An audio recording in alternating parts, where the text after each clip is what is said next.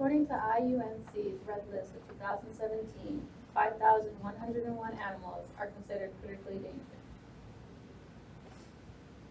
That's only one step away from being extinct forever.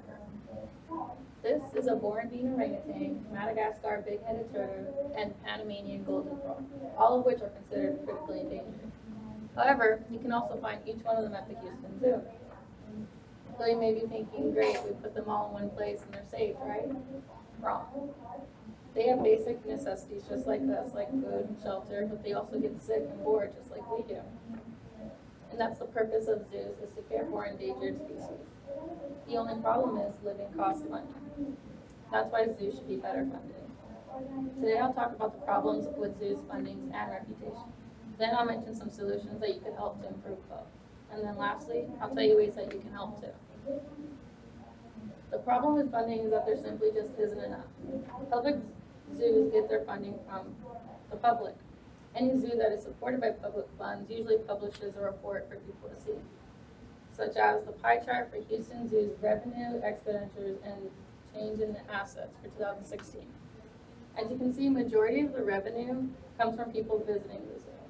However, with society changing, so are people's morals, and nobody wants to go to a zoo that they think holds a small prison for innocent animals. The best solutions for this problem is for zoos to educate the community not only on wildlife, but for the purpose of the institutions to build better credibility. Going back to the pie chart, the fourth highest expenditure is education.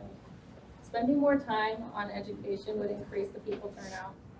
According to the Zoo of Victoria of Australia in 2015, they increased their annual investment in wildlife conservation from $2.2 million to $6 million in the last 5 years because of increased visitors. This means that because they had a bigger visitor turnout, they could spend more money towards organizations for animal care resources. The Houston Zoo should create a survey that would help to understand what the community is unsure about.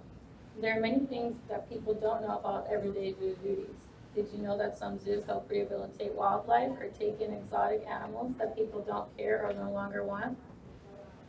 Fighting to figure out what people want to know for wildlife can strengthen the community bonds and create more fun and engaging environments for zoos. If you're still skeptical about the benefits of zoos, there are some things you can do to help get involved too, such as visiting the zoo. The first Tuesday of every month is free.